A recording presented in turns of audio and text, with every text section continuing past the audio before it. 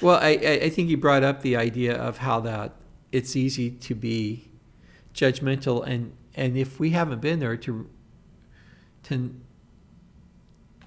not recognize that people aren't trying to be lost. They're not trying to be, ungodly or anything like that. They don't know anything about being godly. And for a lot of them, I think for a lot of them, any kind of church experience they've had, it's not been a positive one. Yeah. So for us, when we gather on Sundays, we try to make this a positive experience.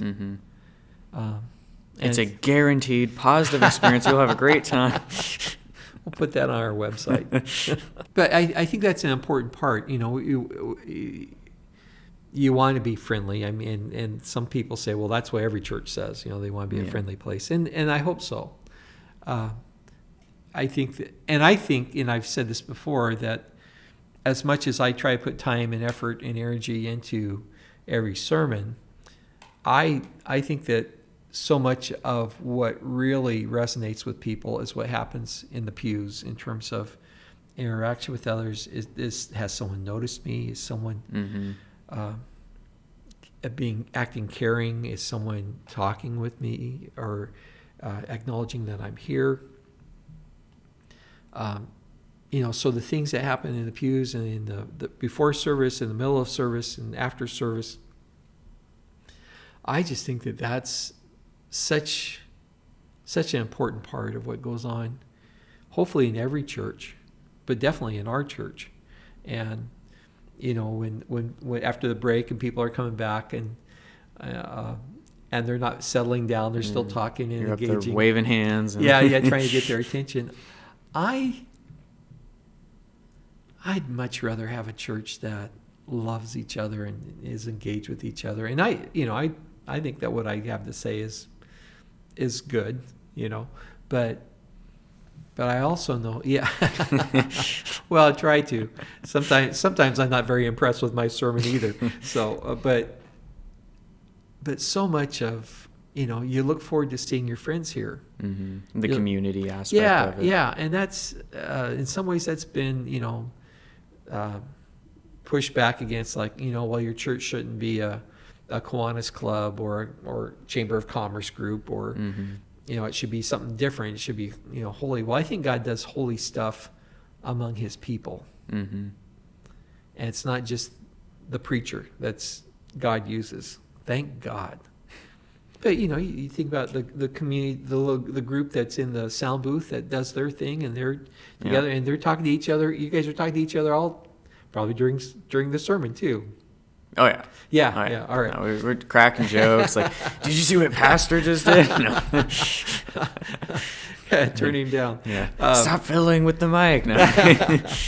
But the worship team, and then the gang that's in the kitchen, and then you got the children's church people, and the greeters, and I was about to say the foyer, the safety team people. Everyone just makes a tremendous difference.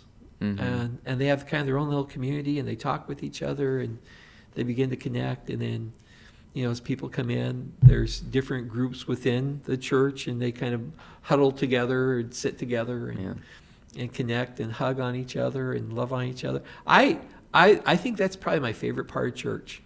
I love preaching. I mean, I love to teach and preach, but I think I really. That's my favorite time is break time. To just see people interact and laugh and poke fun at each other and tell jokes, and then after service you see people praying together,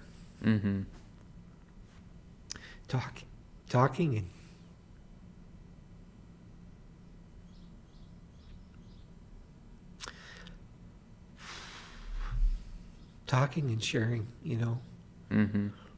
about stuff that they're going through, and people be wiping tears away, and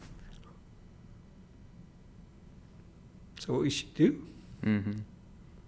Keeping their coffee buzz going. Yeah, that's the strength of the church, is, and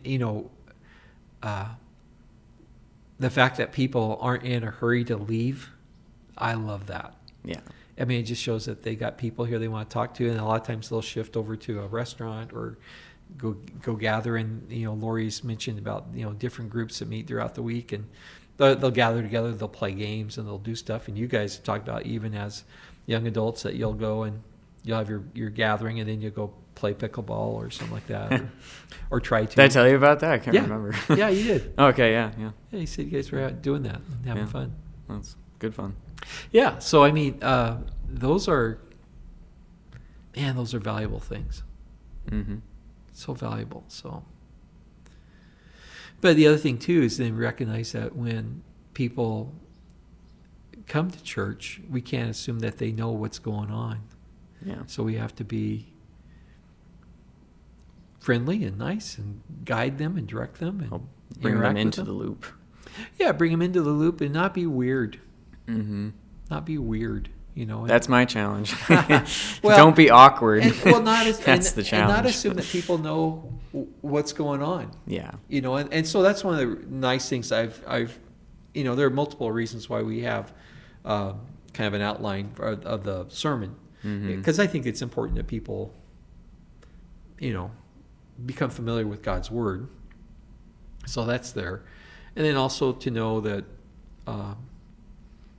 that there's some extra information that might provide context so that they can understand, what's going on a little bit better. But then also for people who are new, it gives them something to kind of focus on, gives them kind of a direction, gives them hope to know that, hey, we're almost near the end. He's winding it up. We won't be here much longer. Yeah. That man, he's really going off script. Oh man, yeah. This should have ended. That's right. I probably told you this story. I was in a church one time, big church in Hawaii, and there was an outline there, and man, he was zipping through it, and then all of a sudden he went off on a totally tangent that was not on the paper, because I thought, wow, we're going to get out of here pretty quick because we're in Hawaii. We want to go scuba diving and doing all that other stuff. But about an hour later, he kind of rolls back to where the outline is. It's like, oh, you're kidding me.